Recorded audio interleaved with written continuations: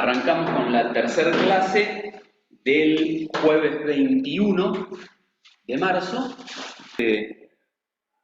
Habíamos estado viendo la evolución del ser humano, algunas rarezas en cuanto a el modelo tradicional, digamos, algunas cosas que no encajan respecto al modelo tradicional de cómo llegó el hombre. Quería frenar un cachito en esto, en este gráfico que están viendo, que es un poco, la primera parte es un poco lo que vimos en las dos clases pasadas. O sea, veníamos de un paleolítico, de una época de, a lo sumo, hacer uso de palos y piedras sin elaborar nada. Nos hicimos sedentarios, entramos en un neolítico, en una nueva piedra, neolítico, y en la edad de los metales, que es, por ser sedentarios, empezar a darnos tiempo para hacernos utensilios, para dominar la materia, como forma de solucionar los problemas. Y ahora estábamos empezando a mirar a partir de, supuestamente, el 3000 a.C., ya dijimos, 3000 fue allá en el 1880, 1900, cuando vino el furor de los descubrimientos de las tablillas de arcilla de los sumerios y todo lo demás. Entonces empezaron 1000 excursiones a esa zona, porque el otro día me recomendaste la película de Indiana Jones. Creo que lo único que tiene veraz de esa película es que los alemanes, durante la guerra, incluso en la preguerra también, hicieron muchísimas expediciones a la zona del Sumer y Egipto, en principio, porque era cuando estaba candente esto de wow, encontramos datos, o sea, encontramos el registro del Viejo Testamento escrito por su propio dueño, ¿sí? Entonces, y además, maravillarse con esto de las pirámides, aún creyendo que eran de 7000 años y no de 12.500. Esta relación temporal digamos, de Abraham, ahora lo vamos a mirar. Ahí lo vamos a mirar. Ahí vas a ver cómo cierra todo. Pero bueno, digo, 3000 años antes de Cristo, 3000 que se pueden estirar hasta 7500, por lo menos con los registros que tenemos hoy en día. ¿Qué empieza ahí? La escritura. Y junto con la escritura también la matemática. O sea, la matemática como digamos, del estilo que conocemos. Antes de eso, lo vamos a chusmear un poquito, antes de eso, bueno, simplemente hay algunos registros de marcas, de rayitas. ¿Sí? Claro, contaban porque necesitaban para algunas cosas contar, pero era una cosa muy básica, muy elemental. ¿Y había comercio entre los Sí, sí. Había comercio, había un inicio de moneda, ¿sí? No moneda como la conocemos hoy en día, pero por ejemplo había cosas que eran más escasas, más valiosas, más bonitas, y esas terminaban actuando como el elemento de reemplazo del trueque. O sea, yo quiero comprar un caballo y tengo gallinas y ponen huevos. Yo no te puedo dar 10.000 huevos porque vos no vas a querer deshacerte de tu caballo por 10.000 huevos. O sea, siempre existió la necesidad de algún elemento que facilite el intercambio. Pero ya existía también la noción de propiedad privada. Sí, existía la noción de propiedad privada, pero en la mayoría de los casos la propiedad privada era la casa, básicamente. Sí, pero tenían muchísimos grupos aborígenes, digamos, tenían más la idea de propiedad comunitaria. ¿Sí? O sea, lo que está, nos ponemos de acuerdo en cómo usarlo, pero lo usamos todos. ¿Quién lo usa?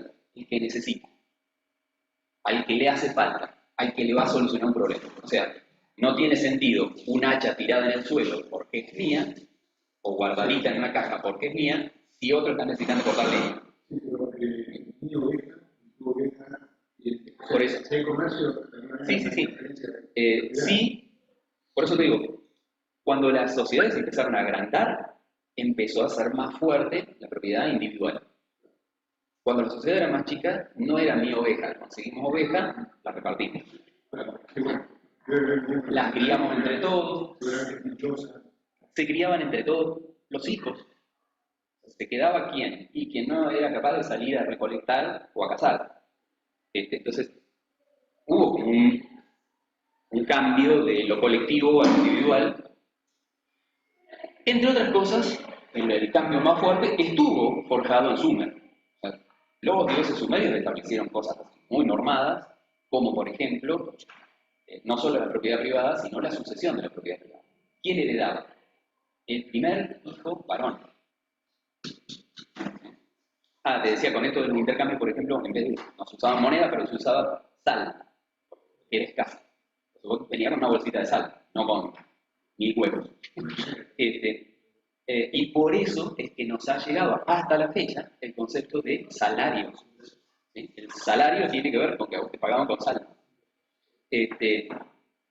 O, por ejemplo, hay unas conchillas de mar chiquititas que eran muy bellas, que en algunas regiones eran escasas, que se usaban para ponerse adorno y eso te daba como más prestigio, porque tenías cosas caras o difíciles, y entonces también actuaban de moneda. ¿Sí? Hubo un montón de esas cosas. De acuerdo a las regiones, digamos, ¿no? Que todos tomaron el mismo criterio. Quería repasar, quería avanzar un poquitito en la historia como para que tengamos el mapa antes de seguir. Entonces decía, lo que nosotros vamos a llamar edad antigua es desde que aparece la escritura, 3000 años o negociemos, ¿sí? El inicio, hasta el 476 a.C. ¿Por qué el 476? Bueno, básicamente porque en todo este periodo, lo que llamamos edad antigua, se da un sistema de imperios. Hay un líder que manda, ese líder que manda es despótico, tiene esclavos, se hace lo que él dice, invade otros territorios, genera, en base a guerras, el mayor territorio posible. ¿Eh? También se le suele llamar a esta época edad esclavista. ¿Por qué termina en el 476? Bueno, es simbólico. Digo, sobre esa época termina. En el 476 lo que pasa es que o sea, termina el último gran imperio, que es el Imperio Romano. Y empieza la etapa de los feudos, de los reyes. Los germanos y los nórdicos en general bajan, invaden a los romanos y como venían con otro criterio, el de clanes, empiezan a generar en este territorio se asienta nuestro clan, en el otro territorio se asienta otro clan y encuentran la mejor forma política de organizarse que es armar reinos. ¿Sí? Alguien que dirige, sus parientes, los nobles, como subdirectores, que a su vez son los que controlan territorios, controlan feudos. Entonces va a ser un sistema feudal. Cambia el modelo de organización de la sociedad. Para nuestra historia occidental, si miramos lo que fue pasando en China, todavía se seguían peleando entre distintos emperadores, ¿no? Subía uno, bajaba el otro, rompían todo, se mataban, masacres y todo lo demás. Por eso es que también viene tardía su organización, pero cuando se organizan y se ponen todos de acuerdo, crecen mucho más rápido que Europa. No hubo feudalismo. No hubo feudalismo, por lo menos no como lo conocemos nosotros, pasaron de imperio a una pelea entre poner una república, o sea, sacarse de encima al emperador y poner una república liberal o una república comunista. Se pelearon, pelea y ganó el comunismo. Ganó el comunismo, bueno, no me quiero ir por ese lado, pero digo, ganó el comunismo cuando tenían el 95% de la población analfabeta y en trabajos agropecuarios. Entonces, y además, muy pobres, porque no les estaba dando nada de ganancia toda la China. Entonces, Mao Zedong, en realidad, se manda una organización terrible.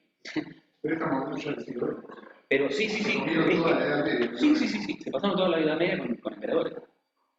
Que le pasó más o menos parecido a Rusia. O sea, es entendible que hayan pegado un salto así, porque se encontraron, lo vamos a charlar después, ¿no? Cuando lleguemos a esos momentos, pero se encontraron con que venían resistiendo con reinos emperadores, digamos, en realidad más emperadores que reinos, la familia de los zares, qué sé yo qué, y el resto del mundo evolucionaba a ser república y ellos zares.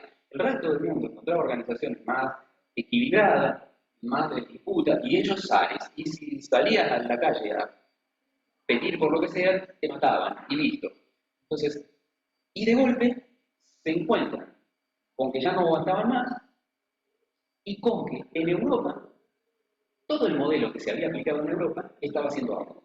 El liberalismo estaba hambreando a la gente. Y vos veías manifestaciones y veías que los reventaba el mismo, eh, la misma policía que los tenía que cuidar, los reventaba a los laburantes. Entonces, tanto China como Rusia vieron ese modelo y dijeron, a ver, nosotros nos queremos ir un modelo eh, imperial o como le quiera llamar, pero no a esto. ¿Qué tenían a mano? Y había un modelito que no se había usado nunca en ninguna parte de un tal Marx, un filósofo sentado en un escritorio, o sea, ¿no? Digamos, una revolución intelectual, pero de golpe y porrazo. Era interesante que ese modelo les daba el poder a los laburantes. Entonces, bueno, entre nos van a masacrar con los Ares, nos van a masacrar con la policía del sistema republicano liberal, y bueno, probemos otra cosa. Y fue un poco así. Y cuando lo implementaron, de hecho, tampoco tenían la receta de, uy, vamos a implementarlo de esta forma. No lo había implementado nadie. Y lo que escribió Marx era ideas teóricas. Estaba re bueno para escribir 600 páginas del Capital, pero, pero después, bueno, llevarlo a la práctica era gobernar, es negociar entre los niveles de poder. Y bueno, cada territorio, cada sociedad es un mundo, ¿no? Pero bueno, me refui. No sé por qué me preguntas esas cosas. No, no, está bien que la pregunte, pero. Está bien que la pregunte. No, me estoy. Lo que pasa es que respondo eso y me estoy adelantando, digamos, lo vamos a tener que ver. Pero fíjense, todo lo que se tardó el Paleolítico, todo lo que se tardó el Neolítico, ahora, edad antigua, es relativamente más corta, del 3000 a.C. hasta el 400, ponele 500 después de Cristo, 3500 años. Después viene una etapa que es esta, feudal, ¿sí? Feudos que lo manejaban los reyes, qué sé yo, el rey era el que tenía la última palabra, el que decidía, pero ocurren ahí algunas cositas como por ejemplo el descubrimiento de América, que cambia las reglas del juego. Descubrimiento de América y la peste negra.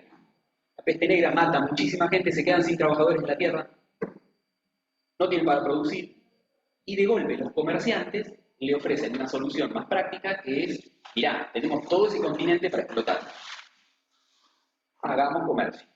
Entonces salen a flote como solución y empiezan a ganar mucha plata los comerciantes, la burguesía. Entonces ahí es donde de vuelta ponemos una rayita divisoria para decir, bueno, se acabó el criterio de los feudos, o sea, de territorio, territorio, territorio, y explotarlo y cobrarle impuestos que gane el rey, a un sistema donde la burguesía es la que le provee de guita al rey y no los campesinos. Entonces, a esa etapa, fíjense lo cortita que es, desde el descubrimiento de América, ¿sí? 1492, hasta 1759, Revolución Francesa. Si las otras edades cambiaron de sistema de organización social en 3500 años, esta cambia de sistema de organización social en 300 años. O bueno, por ahí, para que se haga la cuenta. Exacto. Digo, pero ¿cuál es el cambio que hace? Sigue el rey, pero ahora la burguesía crece mucho y en un momento la burguesía dice, este rey me está molestando, porque yo quiero hacer cualquier negocio, no el negocio que le convenga al rey. Si yo hago el negocio que le conviene al rey, voy a hacer una empresa nacional. Yo puedo hacer negocios en todas las naciones. Yo quiero ser una multinacional. Entonces, ahí es donde se produce la Revolución Francesa, no es casual, ponen mucha guita para que se haga la Revolución Francesa y empieza el modelo de la República.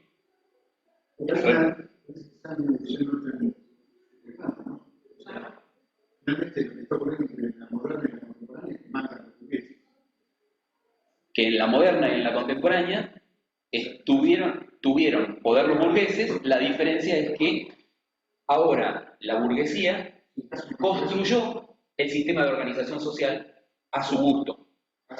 Hasta ese momento, el que organizaba la sociedad era el rey. Ahora la burguesía dijo, no, vamos a poner un presidente, una Cámara de Diputados, una Cámara de Senadores y una justicia.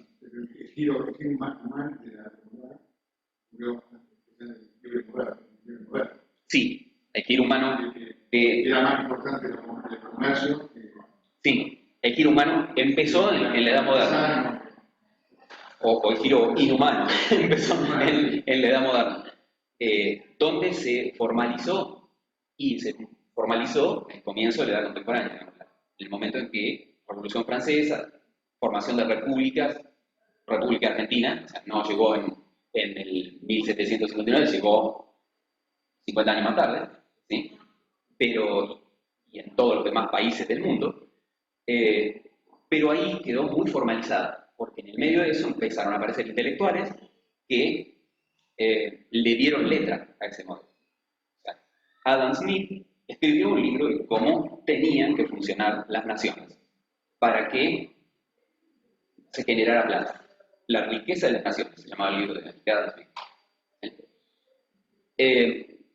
Y obviamente en el medio de eso también hubo algunos intentos de implementar modelos de organización social, política, económica, tratando de volver a un sistema parecido al de los reyes, al de los reinados.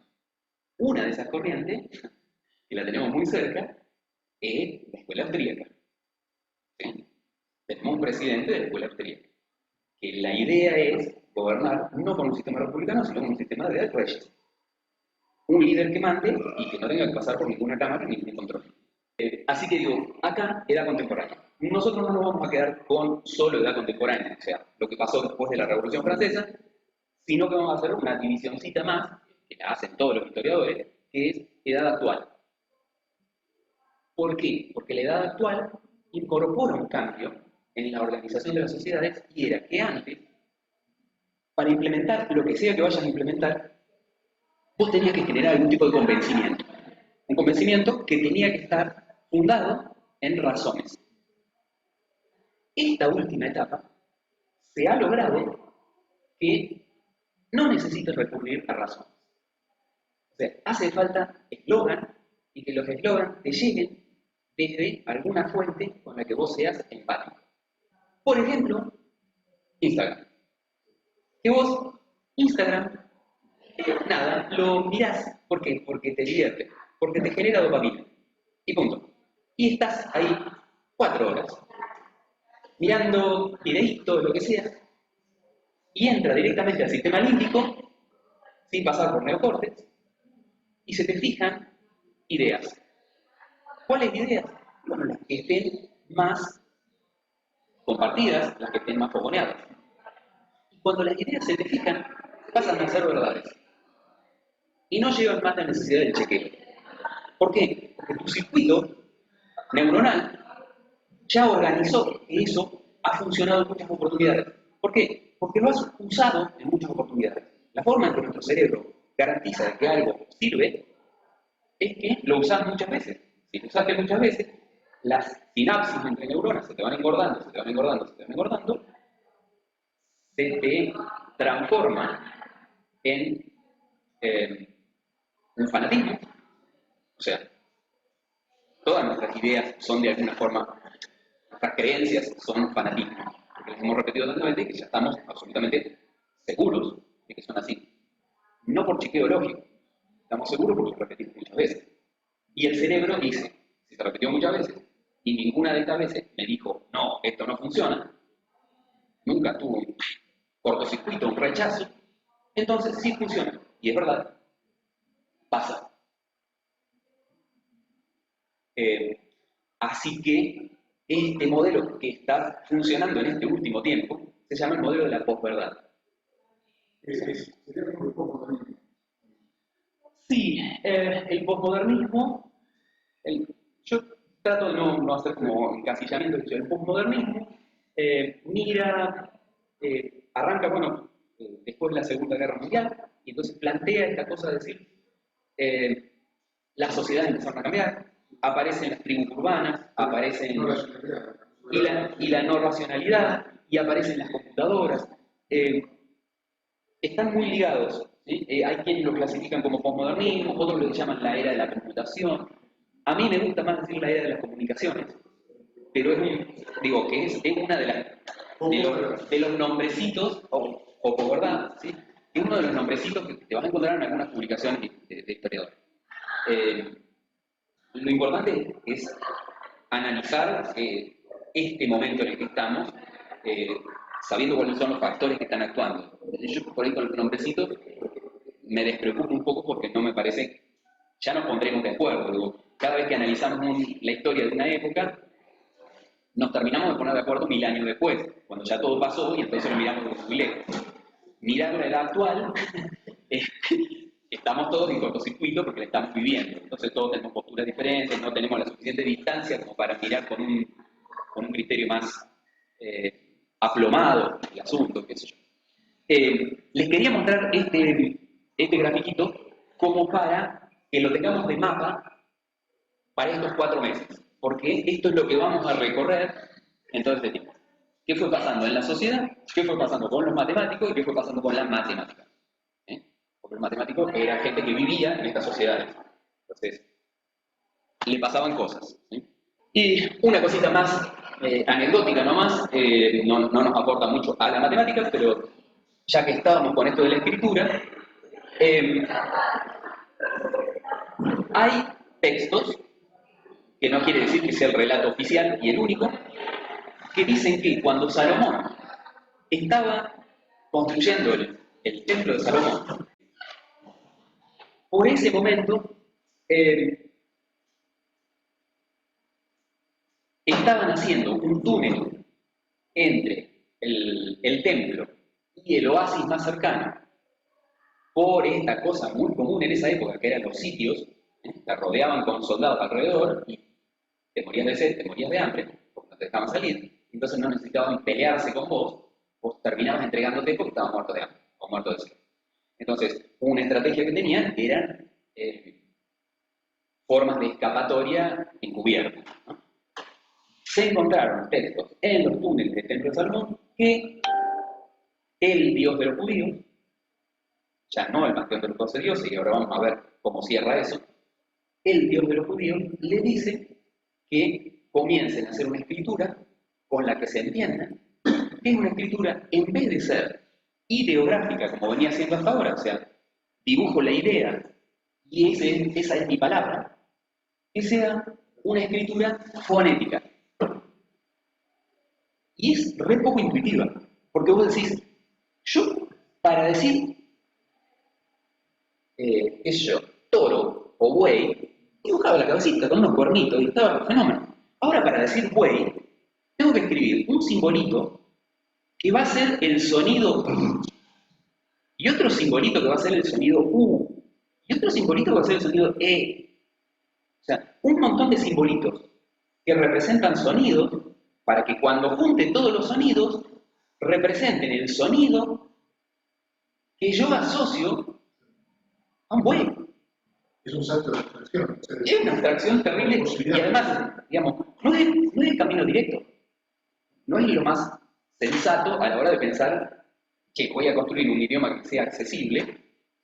No es precisamente lo más accesible, por eso es que nosotros necesitamos ir a la escuela y estar sentados, no sé, 3 o 4 años de la primaria aprendiendo a dibujar esos simbolitos, hacerlos sonar todos juntos y salimos sabiendo leer a veces. ¿Cómo antes el bibliográfico representaba entonces las ideas, los conceptos, las cosas como yo, verdad? Ojo, el lenguaje chino, por ejemplo, sigue siendo ideográfico. Con la ya la ideografía del chino se ha disuelto con el tiempo en esto de ya no entiendo qué significan todas esas rayitas. ¿Sí? O sea, ¿qué me están representando todas esas rayitas? Pero es lo que estuvimos viendo de cómo se dibuja un hombre, cómo se dibuja un arbolito, lo que sea. ¿Sí? En origen es ideográfico. ¿Qué tiene de problemático ese lenguaje? Que vos tenés tantos ideogramas como palabras, como conceptos. Entonces, cada vez que se te ocurre un concepto nuevo, tenés que aprenderte un dibujito nuevo. Este sistema, que en principio, digamos, no es el camino más directo, no te obliga a eso. O sea, vos te tenés que aprender el sonido de la idea que querés expresar, pero una vez que aprendiste el sonido de la idea, la forma de escribirla ya sabes cómo es, porque conoces cómo escribir cada uno de los sonidos. Entonces, finalmente termina resultando más barato a la hora de complejizar el lenguaje, este lenguaje fonético. Los chinos, hoy en China seguís teniendo todavía muchísimos analfabetos. Hoy, con una China que ya ha superado en PBI a Norteamérica. Entonces, no me parece que sea el mejor de los modelos. La primera escritura no ideográfica o fonética fue El arameo.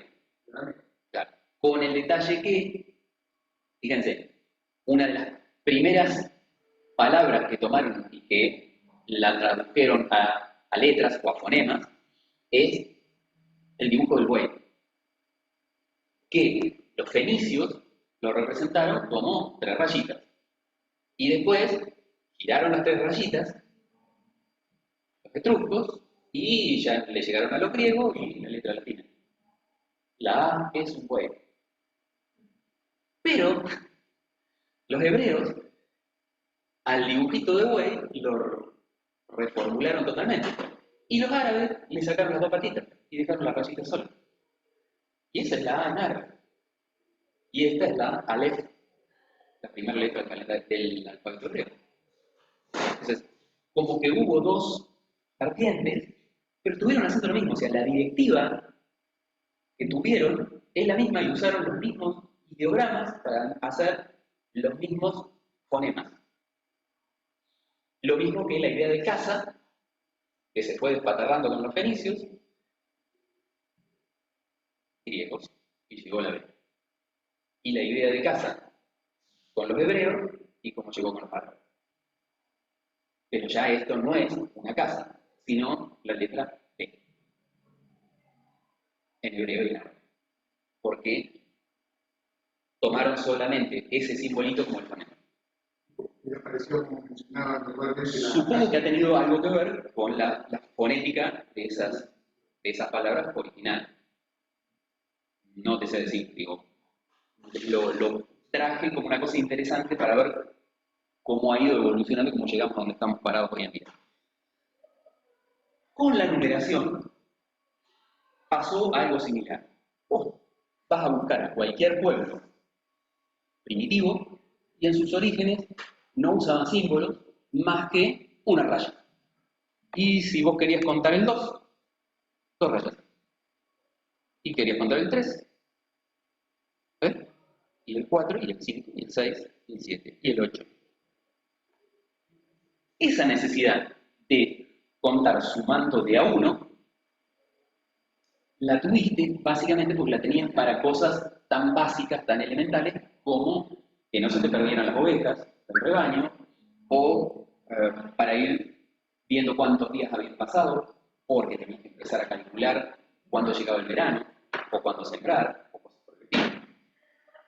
Ni siquiera hacía falta la suma, hacía falta la adición de un simbolito nuevo. Hay hallazgos hasta prehistóricos, ¿sí? En teoría, antes de la escritura ya estaba este modelo de cómo hacer la suma. Ahí no sabemos si contaron o tuvieron a poner. Y acá,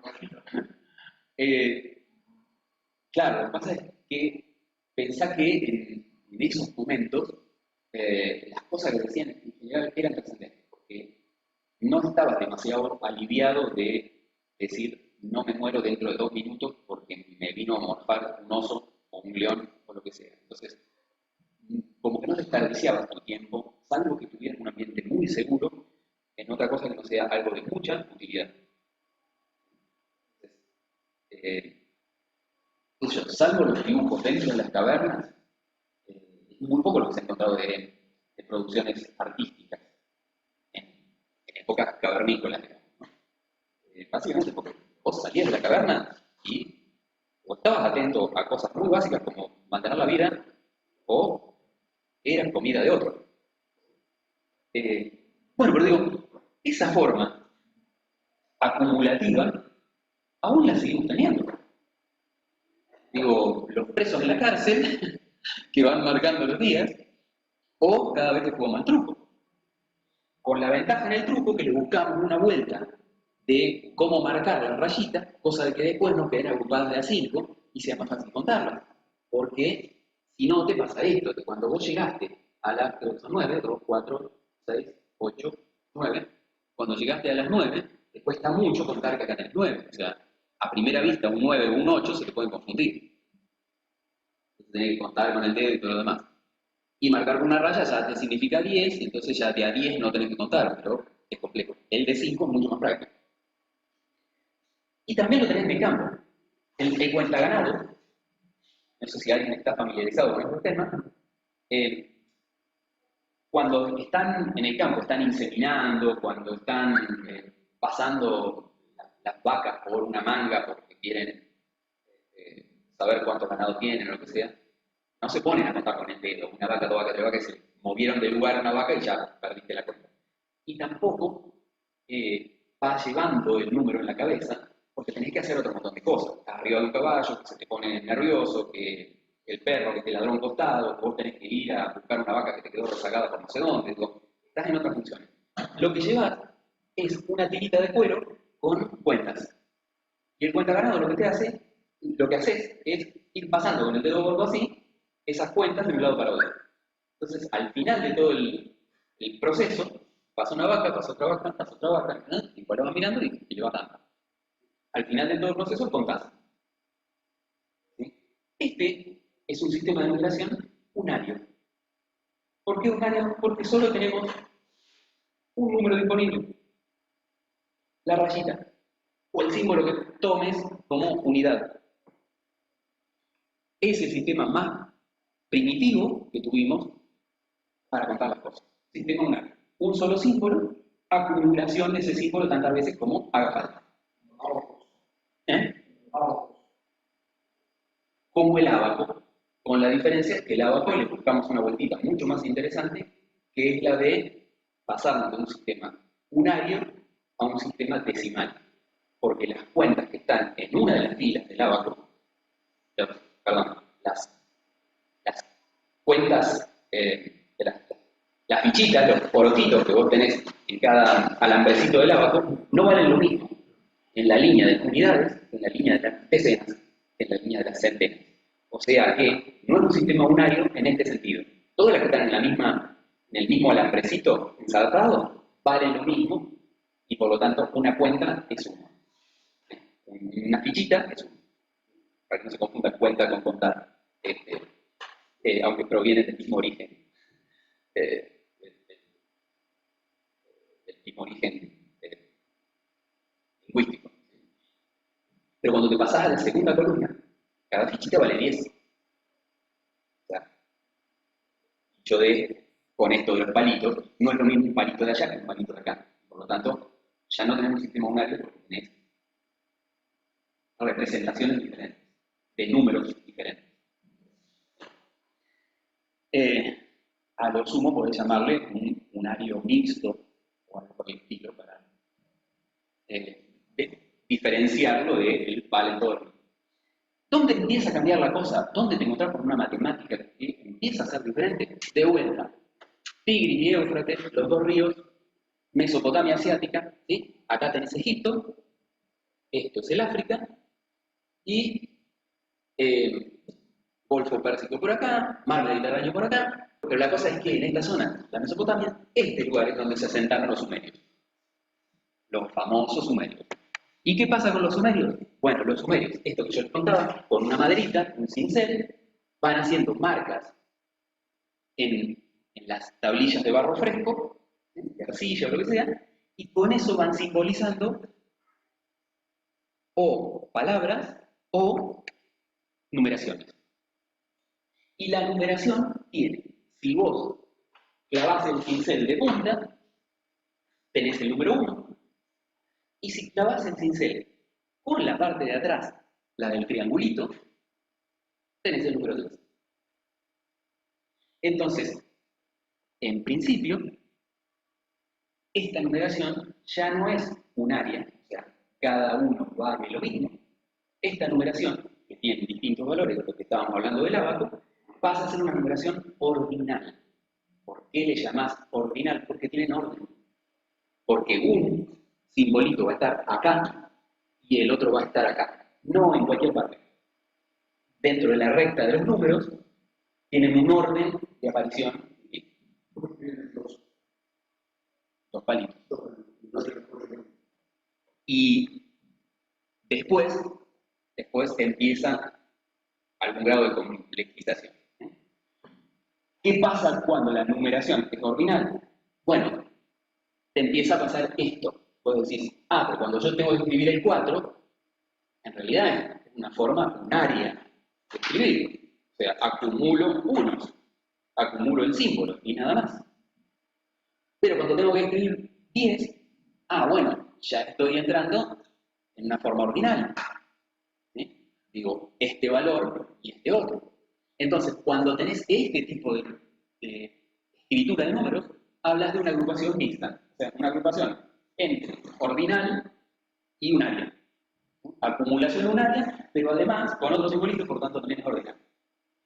Nada, estoy comentando, estoy poniéndole nombrecitos a lo que uno está familiarizado a ver. Digo, los números romanos también son de agrupación mixta. Vos tenés la X, que es un 10, pero después le vas a poner un montón de palitos para decir 11, 12, 13. Entonces, ¿qué va a pasar con los sumerios? Los sumerios empiezan con una notación así como muy básica, pero fíjense el paso. 4.000 años antes de Cristo, sumerios. 3.000 años antes de Cristo, sumerios. ¿Sí? Toda la liñita amarillita. Acá les marqué un detalle. Si ustedes han leído la Ilíada, la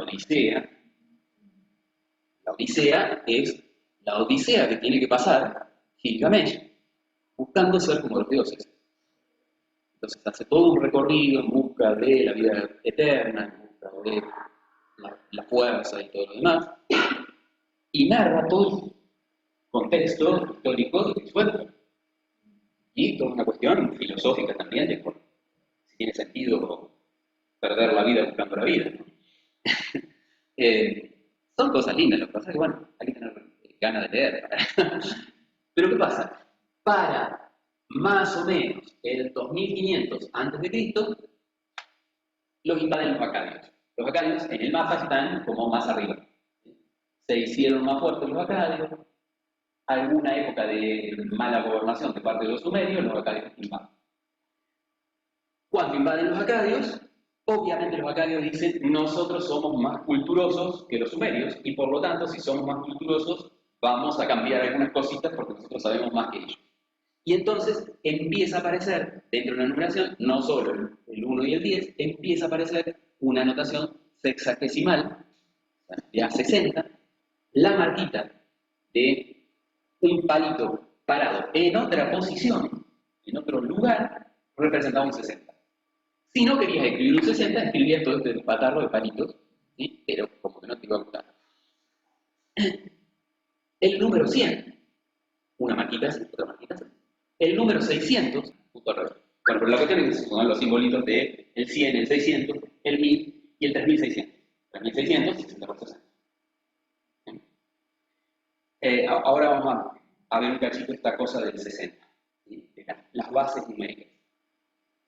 Así que si vos querías escribir un número como, por ejemplo, el 7659, le avisabas que eran 7 palitos, 7 aditivos unarios, ¿sí? tengo que repetir, porque son muchas palabras nuevas que estamos usando, ¿sí? Unarios, palitos de a uno, 7 de a uno, estamos mirando en el renglón de abajo, ¿sí? Para que te guíe. 7 palitos de a uno, y le aclaro en esos 7 palitos de a uno que son de a miles. Le di la indicación de simbolito mil. Y pongo 6 palitos, pero aclaro que esos 6 palitos valen 100 cada uno. Pongo el símbolo del 100. Para el 50 pongo 5, 10 y no necesito aclarar nada. Y para el 9 pongo 5 palitos de a 1 y ya está. O sea, es por un lado de agrupación un área y por el otro lado un sistema ordinal. Y ahora, peor aún, se le agrega la complejidad de que es un sistema multiplicativo. ¿Por qué multiplicativo? Porque yo dije 7, pero ojo, aunque no te lo diga, la cosa es, vos ese 7 lo tenés que interpretar multiplicado por 1000. Es un 7000. El 6 es multiplicado por 100. Y vos decís, uy, qué rebuscados que son estos tipos. ¿Y nosotros cómo lo decimos hoy en día? Yo si tengo que decir ese número digo 7659. Yo en forma oral estoy usando la misma codificación que los sumerios. Estoy usando un sistema multiplicativo. En la forma escrita, no. No porque, o no visual, está escondido.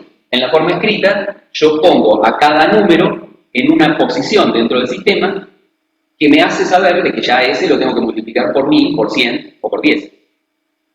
¿Sí? Entonces hablo de unidades, decenas, centenas o unidad de 1000. Pero de última yo tengo escondido el sistema multiplicativo de los acadios.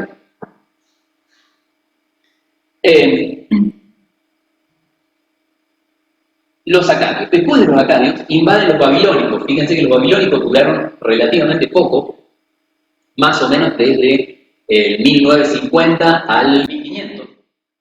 Todo esto antes de Cristo. Después vuelven a ser invadidos por los asirios. Después vuelven a ser invadidos por los caldeos, por los persas, por los griegos, por los romanos. Y ahí, cuando invaden los romanos, año cero, aparece Jesús. Un tiempito antes, que es lo que me preguntaba Figueroa, fíjense, en el año 1000, hagamos la cuenta al revés, así seguimos la cronología, esto un poco para que se entiendan en qué momentos, en qué tipo de líos estábamos metidos mientras sucedía esto en la matemática. En 1950, antes de Cristo, es cuando la sociedad se había desorganizado tanto, no le daba bolilla a los preceptos de los 12 dioses, el panteón de los 12 dioses de los sumerios, y los dioses deciden, esto está escrito en las tablillas de arcilla, los dioses deciden destruir al pueblo sumerio porque ya estaban totalmente descontrolados, ya no seguían los preceptos de los dioses. En el medio de eso, uno de los dioses no está de acuerdo con que destruyan a la raza humana, a los cabezas negras. Y entonces ese dios es el que va y le habla a uno de los patriarcas, a uno de los líderes de los pueblos sumerios, para decirle, rájense de acá, porque nos vamos a hacer pomada. Esa partecita es ese suceso de viene el Dios y le avisa a uno de los patriarcas, es como arranca el texto del Viejo Testamento. El Viejo Testamento, primera página, lo que te dice es que está Abraham, este patriarca, este líder de pueblo, sentado en el medio del desierto en su tienda, con sus ovejas, y ve venir a 3 personas, bajando del Meda. Cuando empiezan a acercarse un poco más, dice, no son 3 personas, es Dios con 2 ángeles. Alguna distinción física deberían tener de diferente. Y entonces les ofrece, le pide a la mujer que haga pan, y matan al mejor de los becerros, y se quedan comiendo un asadito, Dios, los ángeles y Abraham. Y Dios le dice, esto, léanlo, porque digo, es una horita y media más o menos, pero está escrito así, no es que bueno, no dice asado, ¿no? pero no es que se los estoy dibujando de otra forma. Y entonces le dice este Dios, andate porque vamos a destruir Sodoma y Gomorra. sea, 2 ciudades más importantes, y vamos a destruir, con eso se va a destruir todo el resto de la humanidad, de la sociedad sumeria. Abraham, que le regatea, le dice, pero ¿cómo va a destruir? Algún tipo bueno tiene que haber. Si hay 100 personas buenas, bueno, si hay 100 personas buenas, que saben, no los matamos a nada. Y si hay 50, bueno, si hay 50, no los matamos a nada. Pero y si hay 10, y le empieza a regatear a 7, que dice, ¿y si hay uno? Bueno, voy a mandar a los ángeles, y si encontramos uno que sea bueno, no lo destruimos. En el medio de eso, van los ángeles y le avisan al sobrino de Abraham que se lo quiere llevar con él a la hora de huir. Bueno, cuando van al pueblo, los ángeles llegan de noche, entonces quieren hacer noche durmiendo en un banco del pueblo. Esto está escrito en el Viejo Testamento que todos tenemos, durmiendo en un banco del pueblo, los ángeles. Los encuentra el sobrino de Abraham, y dice, no, ¿cómo van a dormir acá? Vengan a dormir a mi casa. Cuando se los lleva a la casa, a la mañana la gente del pueblo se entera que están los ángeles, y se va a la casa de Lot a decirle que les entrega a los ángeles para tener relaciones sexuales con ellos. Viejo Testamento, no estoy inventando nada, no crean que es delirio. Lot le dice, no, pará, son ángeles, te doy a mis hijas, que son vírgenes. O sea, total, es un material de intercambio, es una mujer nada más. Te doy a mis hijas que son vírgenes, pero no tenga relaciones sexuales con los ángeles. Toda la gente del pueblo que le dice, no, nosotros queremos tener relaciones sexuales. Es así, pero con los ángeles. Y entonces, forcejeo, los ángeles que salen a través de la puerta y los encandilan con unas luces, de forma que la gente del pueblo queda enseguecida, no los puede ver y se escapan. Se escapan con toda la familia de Lot, el sobrino de Abraham, y cuando se están escapando, caen las lenguas de fuego sobre Sodoma y Gomorra. Y como la esposa de Lot, Sara, se retrasa en la corrida, se convierte en sal, en una estatua de sal. Lo cierto es que Abraham huye con sus tribus desde Ur, capital de Sumer, y se van al desierto. Pasan unos cuantos años en el desierto, los capturan los egipcios, terminan de esclavos de los egipcios, laburando para los egipcios, y en algún momento, por el 1500 a.C., es cuando nace entre los egipcios Moisés, o sea, entre los egipcios, entre los judíos, pero como lo abandonan en el río y entonces, comillas, lo encuentra la reina y lo adopta en la corte y bla, bla, bla, Moisés se cría con los aprendizajes de todos los sabios egipcios y en un momento le dice, volvemos a nuestra tierra. Ahí en el 1500 a.C. es cuando Moisés retorna con todo lo suyo, abre las aguas del Mar Rojo para pasar. Si se fijan en el Google Earth, donde pueden navegar el planeta Tierra, el lugar por donde pasa es justo un lugar donde en el Mar Rojo hay como un camino elevado abajo tierra, abajo del mar. Entonces, cuando baja la marea, eso queda destapado. Y sabemos que ese es el lugar por donde pasó, porque para el año 1000, o sea, 500 años después, David, uno de los sucesores de Moisés, pone ahí en la costa del Mar Rojo un obelisco para recordar el cruce del Mar Rojo. Y justo te pone la marquita donde está el caminito por abajo del agua. Entonces, no te queda ninguna duda de que la cosa vino así. Así que, de ahí surge David, descendencia de don Abraham, y unos cuantos descendientes más adelante aparece Jesús, en el año 70. Detalle en el medio de todo eso. ¿Descendencia de qué? Del primogénito varón. Si se van al Nuevo Testamento, se van a encontrar con que la primera página del Nuevo Testamento dice Génesis, y te hace la genética. De Abraham nació fulanito, de fulanito nació Menguechito, de Menguechito nació Menguechito, de José nació Jesús.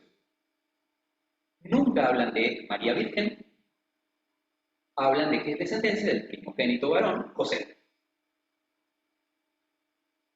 ser el elegido de la familia tiene que ver con la descendencia de sangre del varón, porque así era como lo mandaban los dioses sumerios.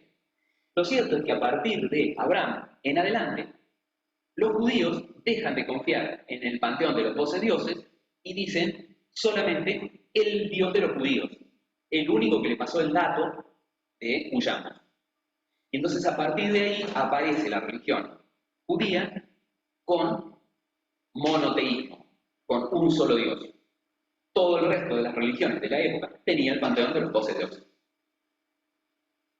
Eso es como para dar un contexto de todo lo que estaba pasando en medio de todo ese libro. Hacemos el corto, sí. No, dale.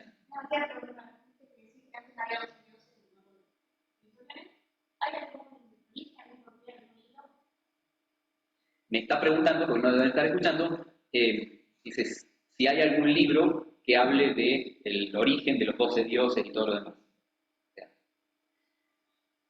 Yo te comentaba hace un ratito, vos no habías llegado todavía, hay un sumeriólogo que lo que hizo fue traducir las tablillas de arcilla de los sumerios y tiene, por un lado, la cosa plomazo de 5 tomos de traducciones de tablillas de arcilla y la interpretación que va haciendo Zecarías Sitchin, el autor, después se lo paso bien escrito y todo eso, muchas consonantes tiene, en esos 5 tomos de la traducción y la interpretación que hace él.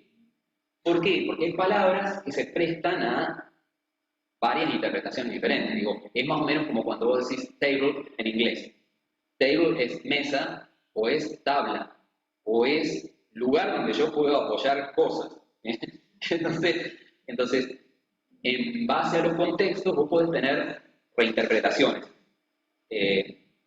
Entonces, trato de ser cuidadoso en eso, la interpretación de este autor en particular.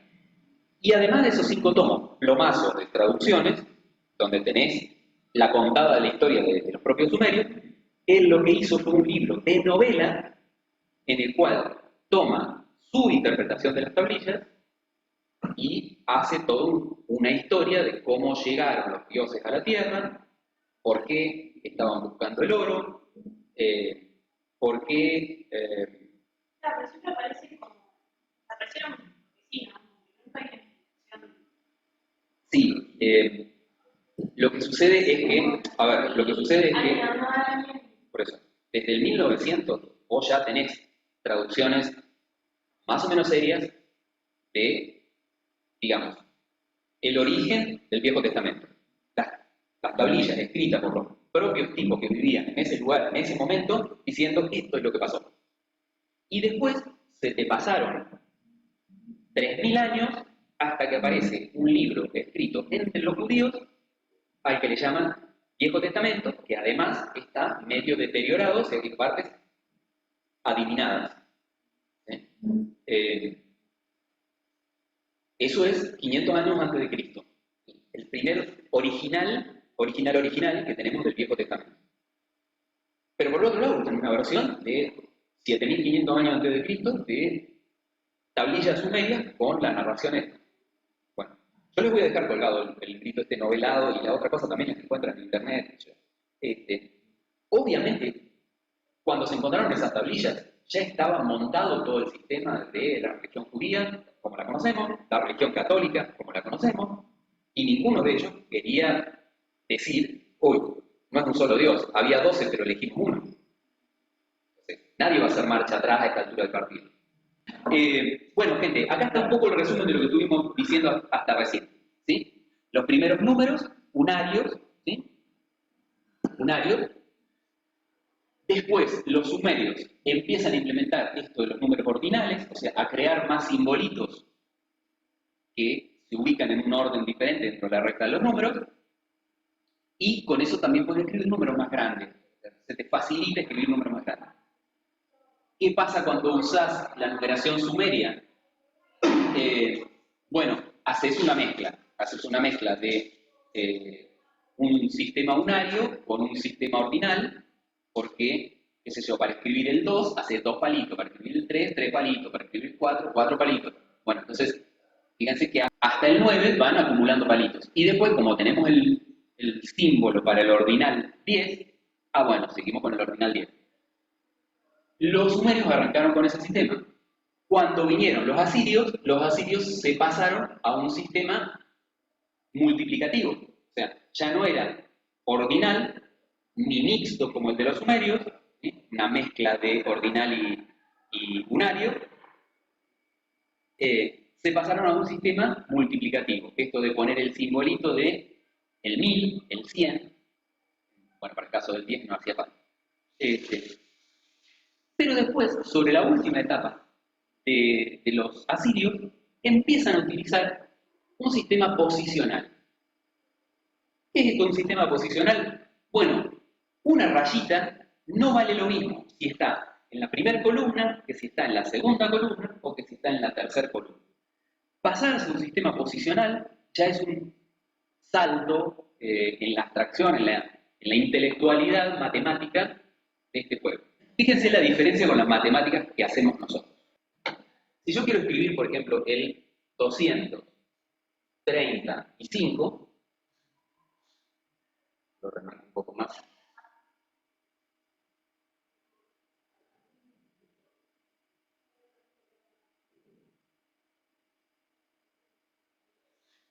Sí, 235.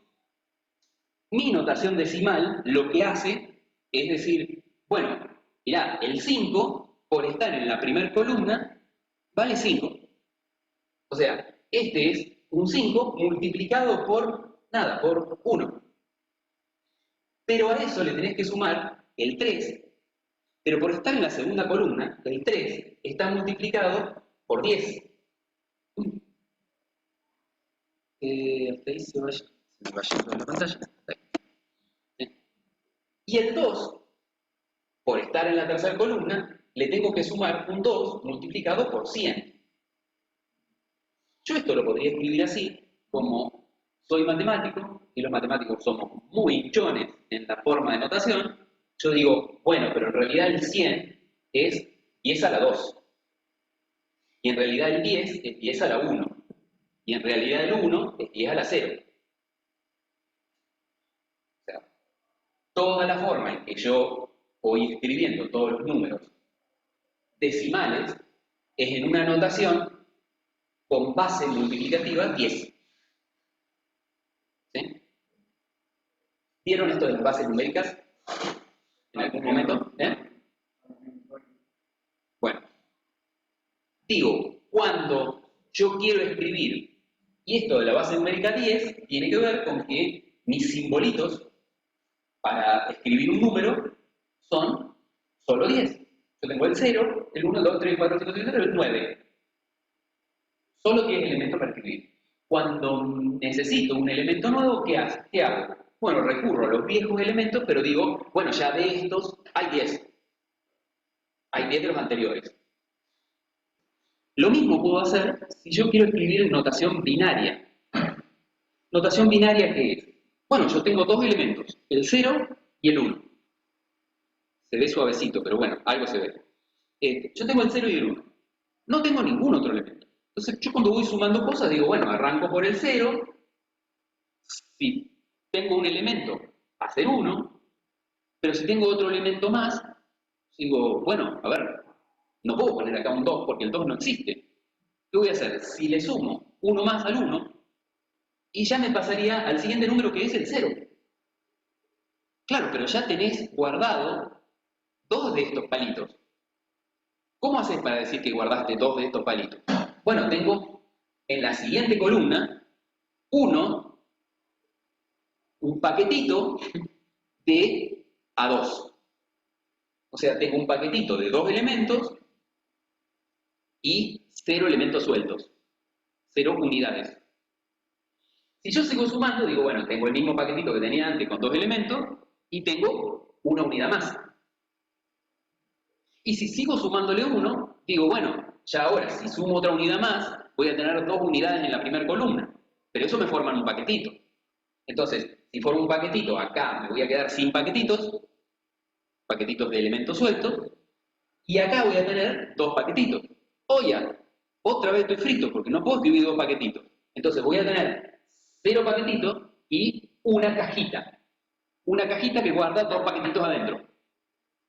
¿Por qué voy guardando de a 2 adentro de 2? Digamos que voy haciendo conjuntos de conjuntos de conjuntos de a 2. Porque solamente tengo mi forma de representación con 2 elementos ordinales. ¿Bien? Entonces, después si sigo sumando sería 1, 0, 1, si sigo sumando sería 1, 1, 0, si sigo sumando sería 1, 1, 1, si sigo sumando sería 1000. Cuando yo quiero entender, se ve hasta abajo, no porque aparece el nombre. Bueno, cuando yo quiero entender qué significa el 1000 binario en sistema decimal, ¿qué digo? Y bueno, tengo, ay, acá está la luz, no van a ver nada. Bajo un cacho. Cuando quiero escribir el 1000 en sistema decimal, digo, bueno, guarda que este está en sistema binario, tengo solo 2 elementos disponibles, 2 ordinales para armar mi número. Yo voy a decir, tengo 0 multiplicado por 2 a la 0, a eso le sumo 0 multiplicado por 2 a la 1, a eso le sumo 0 multiplicado por 2 a la 2, y a eso le sumo 1 multiplicado por 2 a la 3. Y oh casualidad, el 1000 binario es el 1, 2, 3, 4, 5, 6, 7, 8, 2 a la 3. ¿Ah? Entonces, digo, cuando yo estoy representando en cualquier base numérica, estoy representando un número, lo que estoy haciendo a nivel abstracto es esto, es poder desparramar en darle una valoración a cada una de las columnas, o sea, hacer multiplicativo el número en cada una de las columnas, por esa base numérica a la potencia siguiente. A la 0, a la 1, a la 2, a la 3. Es lo que hice con mi numeración decimal, 235. Y lo representé como 5 por 10 a la 0, 3 por 10 a la 1, 2 por 10 a la 2. Y es lo mismo que hacían los sumerios, pero los sumerios tenían un sistema de numeración sexagesimal. Sexagesimal quiere decir que tenían los números, está bien, con un sistema mixto de palito, palito, palito, palito, palito, palito, el símbolo de 10, qué sé yo, pero llegaban hasta 60. Si te pasabas del 60, o de tantas veces 60, te ibas a la otra columna. Lo mismo que hacemos nosotros, nos pasamos del 9 y nos vamos a la columna de las decenas. Ellos, en vez de irse a la columna de 10 a la 1 o de 10 a la 2, se iban a la columna de 60 a la 1 o 60 a la 2. Entonces, cuando vos querías representar un número, por ejemplo, este número que está escrito acá, el primer simbolito es un 10, pero está en la tercera columna. Quiere decir que es un 10 por 60 a la 2. El que está en la segunda columna es un 11, un 10 con un palito más. Bueno, pero es 11 por 60 a la 1. Y este es un 10 y 2 palitos, un 12, 12 por 60 a la 0. O sea, 12. ¿Sí? Sistemas rebuscados si los hay. Oigan, pegaron un salto de abstracción interesante los babilónicos. Pero ese tipo de numeración les permitía, igual que nuestra numeración decimal, no. Nosotros, igual que ellos, te permite escribir números grandes.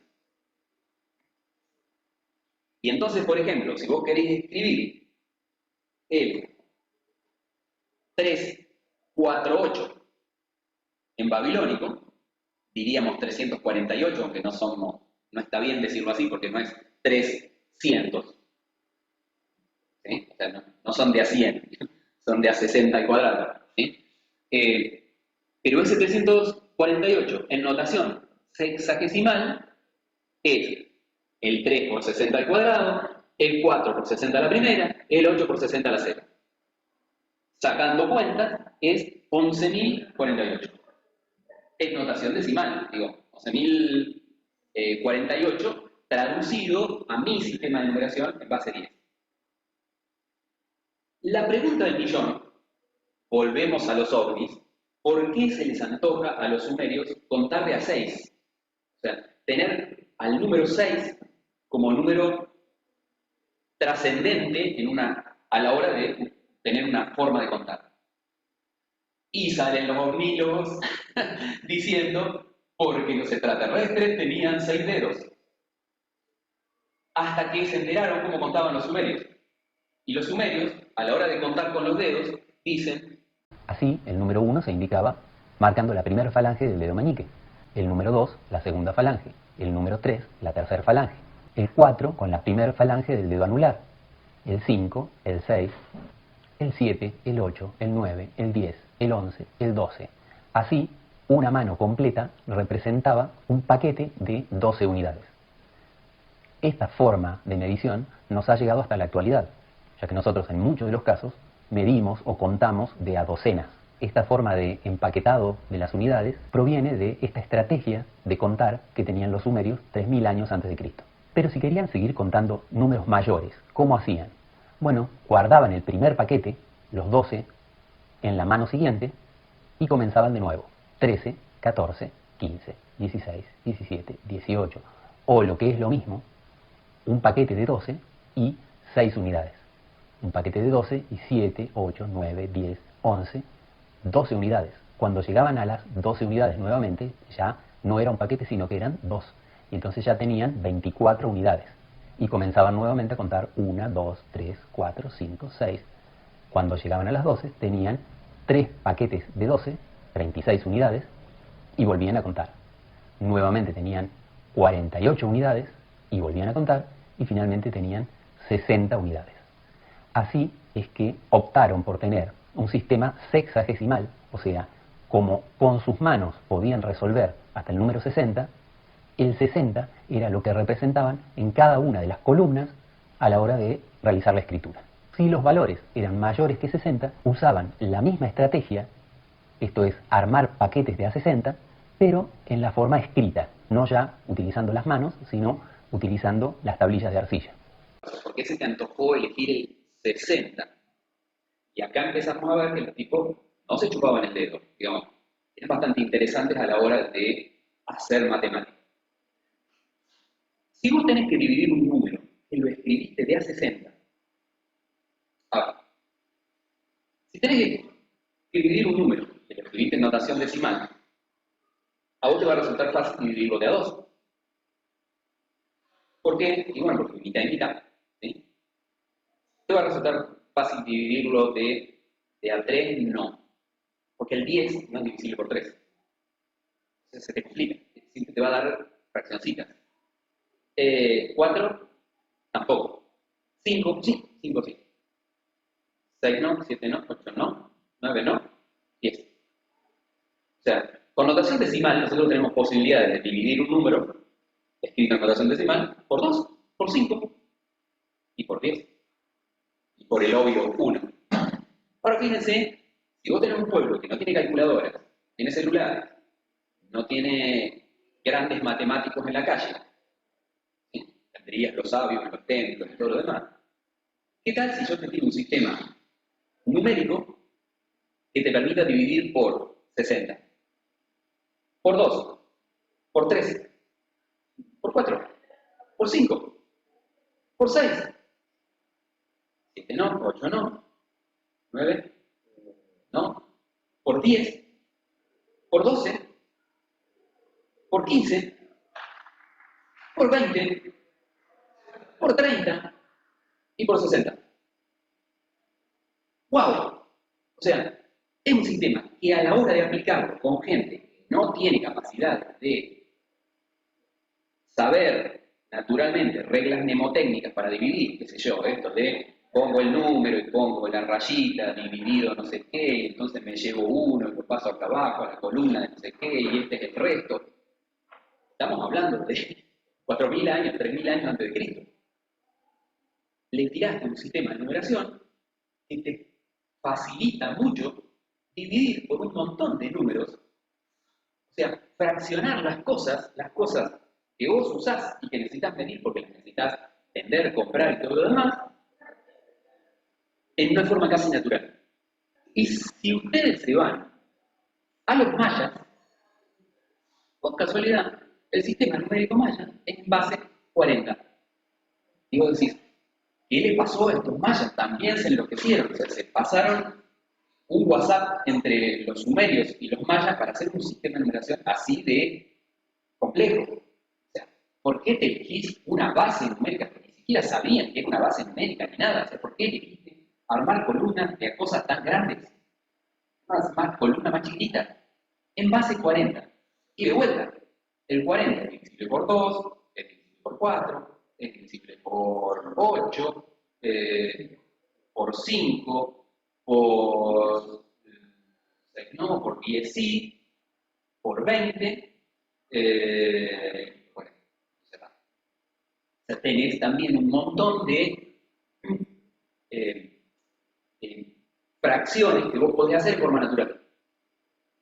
Entonces, si vos me decís hoy, si yo fuera el matemático que le va a enseñar a un pueblo muy bruto una técnica para contar que le sirva para sacar cuentas sin saber sacar cuentas, y yo te digo, elijo base 60 o base 40, no elijo base 10, ni a palo. Voy a elegir base 10 solo porque puedo contar de a un dedo. Esta cosa que nosotros consideramos natural. Nada, le doy la maña de contar falanges, ya está. Se encontró una de las tablillas de arcilla, que no tiene pinta de tablilla porque es una cosa redonda, está clasificada, está en un museo, se llama la IBC 7289, así la van a encontrar si buscan en internet. Es muy conocida, ¿por qué? Bueno, porque en este tiene 3 muesquitas, en el dibujo del medio, 3 muesquitas de costados, o sea, 3 pies, este es un 30.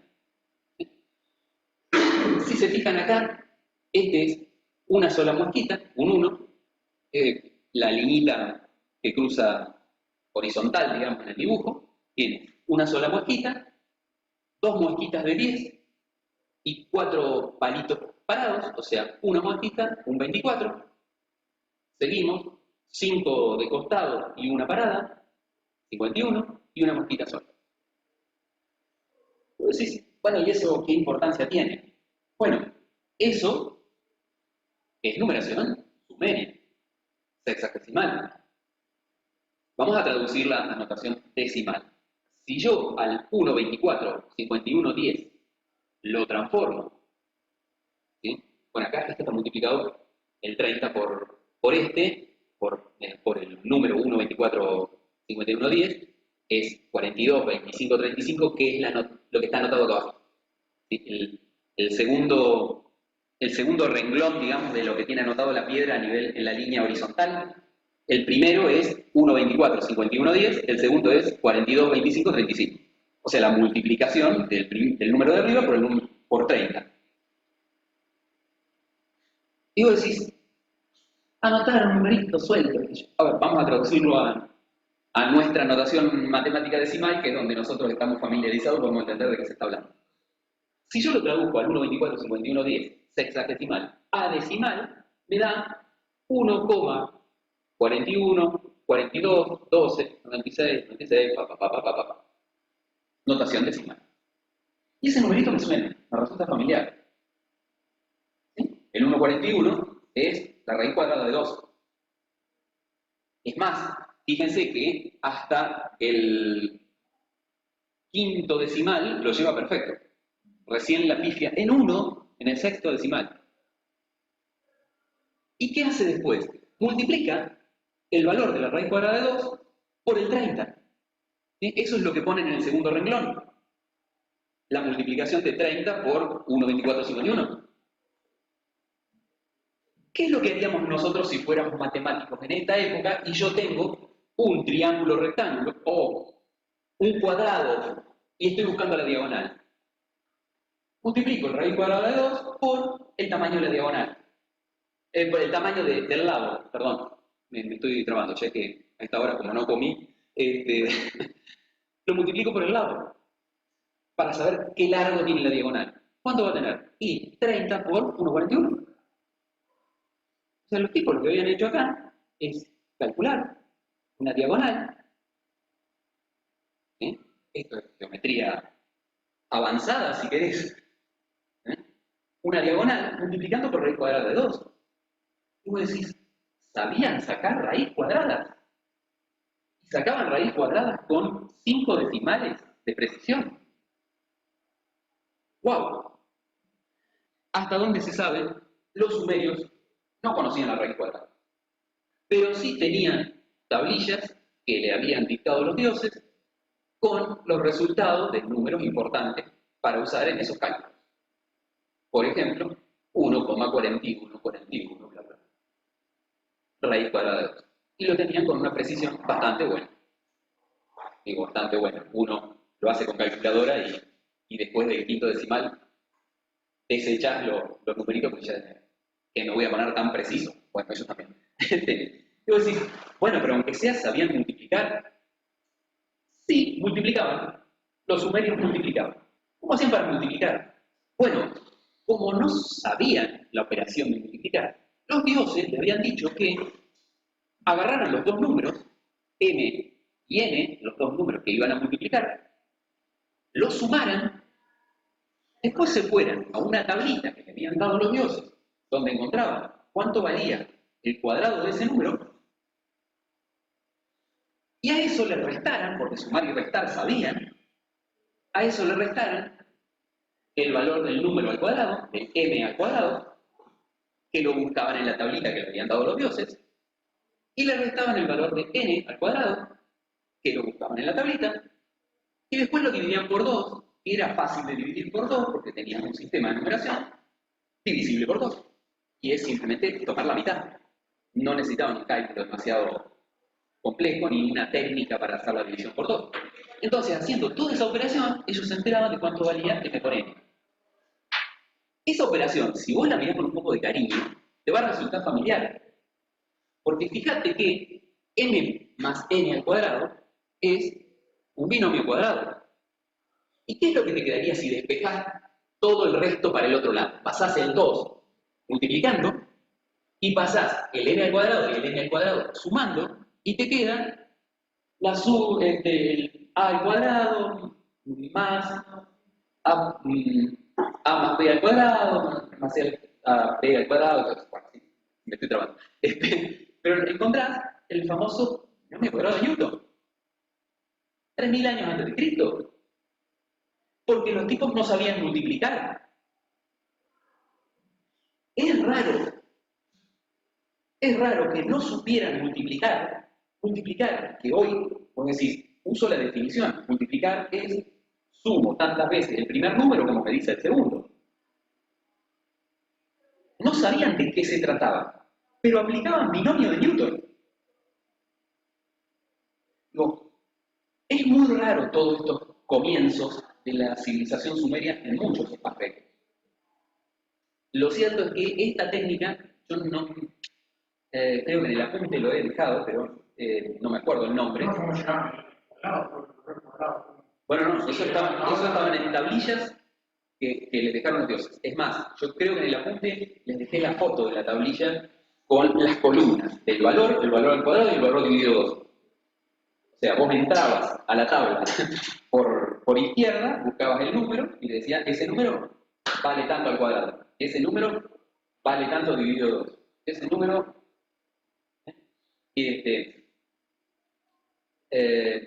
bueno, pero digo, la tablilla tenía las columnas y vos aplicabas una técnica que te habían enseñado los dioses. Hace ruido toda esta primera etapa. Y les decía, esa tablilla, esta forma de multiplicar, el que la descubre, el primero que publica un paper, descifrando que habían tratado de escribir los sumerios en esa tabla donde estaban multiplicando, es un arqueólogo argentino, arqueólogo y matemático argentino. Porque en Europa le estaban dando unas vueltas así como muy retorcidas de que los sumerios habían fabricado una tabla con los valores del producto y qué sé yo qué, y después la usaban para encontrar una igualdad con el binomio de Newton, que no conocían, digamos, toda una interpretación, digo, porque vos, cuando vas a tratar de entender cómo la pensaban ellos, ¿qué recurso tenés? La tablilla, y nada más. ¿Y por qué le escribieron así y no de otra forma? Bueno, entonces hay muchas interpretaciones. Lo cierto es que no cierra por ningún lado que hayan hecho estas cosas. O porque habían podido deducir el binomio de Newton, o porque usaban para multiplicar una fórmula de lo más retorcida, que no la hubieran sacado en forma intuitiva, que o casualidad el binomio despejado. Bueno, nada, la seguimos en la próxima. Esta vez hablamos de matemática, un poquito.